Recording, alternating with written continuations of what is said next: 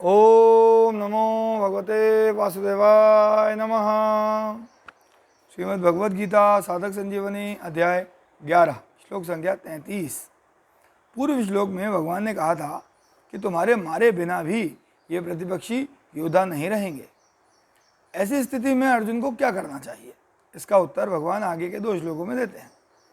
तस्मात्व मुत्तिष्ठ यशो लभस्व जित्वा शत्रून् भुङ्क्ष्व राज्यं समृद्धं मयैवेते निहिताः पूर्वमेव निमित्तमात्रं भव सव्यसाचिन्। इसलिए तुम युद्ध के लिए खड़े हो जाओ और यश को प्राप्त करो तथा शत्रुओं को जीतकर धन धान्य से संपन्न राज्य को भोगो। ये सभी मेरे द्वारा पहले से ही मारे हुए हैं। ये सव्यसाचिन तुम निमित्त मात्र बन जाओ। तस्मातम उत्तिष्ठ यशो लभस्व। हे अर्जुन, जब तुमने ये देख ही लिया है कि तुम्हारे मारे बिना भी ये प्रतिपक्षी बचेंगे नहीं, तो तुम कमर कसकर युद्ध के लिए खड़े हो जाओ और मुफ्त में ही यश को प्राप्त कर लो। इसका तात्पर्य है कि यह सब होनहार है जो होकर ही रहेगी और इसको मैंने तुम्हें प्रत्यक्ष दिखा भी दिया है। अतः तुम युद्ध करोगे तो तुम्हें मुफ्त में ही यश मिलेगा और लोग भी कहेंगे कि अर्जुन ने विजय कर ली। यशो लभस्व कहने का यह अर्थ नहीं है कि यश की प्राप्ति होने पर तुम फूल जाओ कि वाह मैंने विजय प्राप्त कर ली। प्रत्युत तुम ऐसा समझो कि जैसे ये प्रतिपक्षी मेरे द्वारा मारे हुए ही मरेंगे, ऐसे ही यश भी जो तो होने वाला है वही होगा। अगर तुम यश को अपने पुरुषार्थ से मानकर प्राप्त मानकर राजी होगे तो तुम फल में बंध जाओगे। फले सक्तो निबध्यते। तात्पर्य यह हुआ कि लाभ हानि यश अपयश सब प्रभु के हाथ में है। अतः मनुष्य इनके साथ अपना संबंध न जोड़े क्योंकि ये तो होनहार हैं। जित्वा शत्रून् भुङ्क्ष्व राज्यम समृद्धम। समृद्ध राज्य में 2 बातें होती हैं। पहली, राज्य निष्कंटक हो अर्थात उसमें बाधा देने वाला कोई भी शत्रु या प्रतिपक्षी न रहे। और राज्य दूसरा, राज्य धन धान्य से संपन्न हो अर्थात प्रजा के पास खूब धन संपत्ति हो।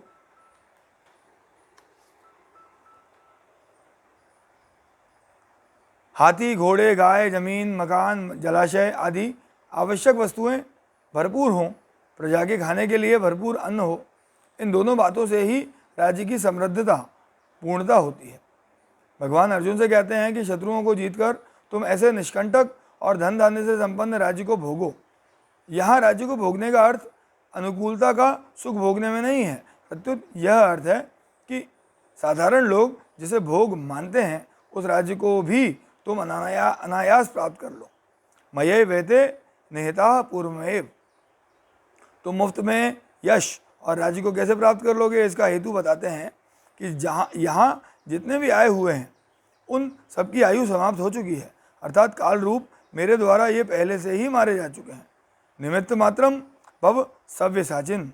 बाएं हाथ से बाण चलाने के कारण अर्थात दाएं और बाएं दोनों हाथों से बाण चलाने के कारण अर्जुन का नाम सव्यसाची था।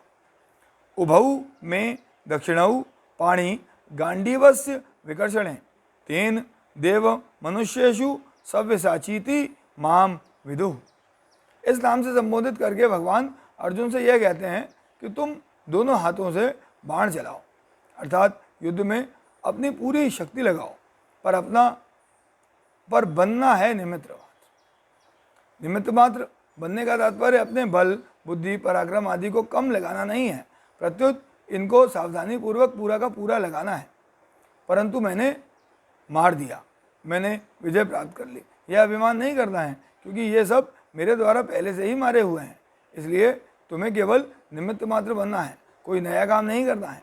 निमित्त मात्र बनकर कार्य करने में अपनी ओर से किसी भी अंश में कोई कमी नहीं रहनी चाहिए, प्रत्युत पूरी की पूरी शक्ति लगाकर सावधानी पूर्वक कार्य करना चाहिए। कार्य की सिद्धि में अपने अभिमान का किंचित मात्र भी अंश नहीं रखना चाहिए। जैसे भगवान श्री कृष्ण ने गोवर्धन पर्वत उठाया तो उन्होंने ग्वालपालों से कहा कि तुम लोग भी पर्वत के नीचे अपनी अपनी लाठियाँ लगाओ। सभी ग्वालपालों ने अपनी अपनी लाठियाँ लगाईं और वे ऐसा समझने लगे कि हम सबकी लाठियाँ लगने से ही पर्वत ऊपर ठहरा हुआ है। वास्तव में पर्वत ठहरा हुआ था भगवान के बाएं हाथ की छोटी उंगली के नख पर। ग्वाल वालों में जब इस तरह का अभिमान हुआ तब भगवान ने अपनी उंगली थोड़ी सी नीचे कर ली। अंगुली नीचे करते ही पर्वत नीचे आने लगा। तो ग्वाल वालों ने पुकार कर भगवान से कहा, अरे दादा, मरे मरे मरे। भगवान ने कहा कि जोर से शक्ति लगाओ, पर वे सब के सब एक साथ अपनी पूरी शक्ति लगाकर भी पर्वत को नहीं उठा सके। तब भगवान ने पुनः अपनी उंगली से पर्वत को ऊंचा कर दिया। ऐसे ही साधक को परमात्मा प्राप्ति के लिए अपने बल, बुद्धि, योग्यता आदि को तो पूरा का पूरा लगाना चाहिए, उसमें कभी किंचित मात्र भी कमी नहीं की रखनी चाहिए। पर परमात्मा का अनुभव होने में बल, उद्योग, योग्यता, तत्परता, जितेंद्रियता, परिश्रम आदि को कारण मानकर अभिमान नहीं करना चाहिए। उसमें तो केवल भगवान की कृपा को ही कारण मानना चाहिए।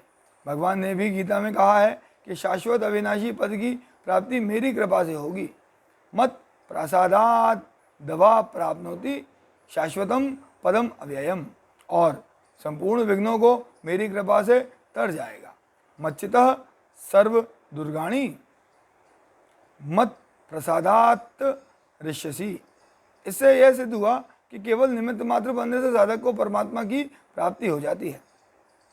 जब साधक अपना बल मानते हुए साधन करता है तब अपना बल मानने के कारण उसको बार बार विफलता का अनुभव होता रहता है और तत्व की प्राप्ति में देरी लगती है। अगर साधक अपने बल का किंचित मात्र भी अभिमान न करे तो सिद्धि तत्काल हो जाती है। कारण कि परमात्मा तो नित्य प्राप्ति ही है, केवल अपने पुरुषार्थ के अभिमान के कारण ही उनका अनुभव नहीं हो पा रहा था। इस पुरुषार्थ के अभिमान को दूर करने में ही निमित्त मात्रम भव पदों का तात्पर्य है।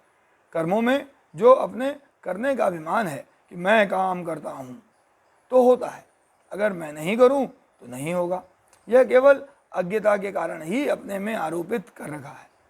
अगर मनुष्य अभिमान और भलेच्छा का त्याग करके प्राप्त परिस्थिति के अनुसार कर्तव्य कर्म करने में निमित्त मात्र बन जाए तो उसका उद्धार स्वतः सिद्ध है। कारण कि जो होने वाला है वह तो होगा ही, उसको कोई अपनी शक्ति से नहीं रोक सकता, और जो नहीं होने वाला है वह होगा ही नहीं, उसको कोई अपनी बल बुद्धि से कर नहीं सकता। अतः सिद्धि असिद्धि में सम रहते हुए कर्तव्य कर्मों का पालन किया जाए तो मुक्ति स्वतः सिद्ध है। बंधन, नरकों की प्राप्ति, 84 लाख योनियों की प्राप्ति, ये सभी कृति साध्य हैं, और मुक्ति, कल्याण, भगवत प्राप्ति, भगवत प्रेम आदि सभी स्वतः सिद्ध हैं। ओम नमो भगवते वासुदेवाय नमः।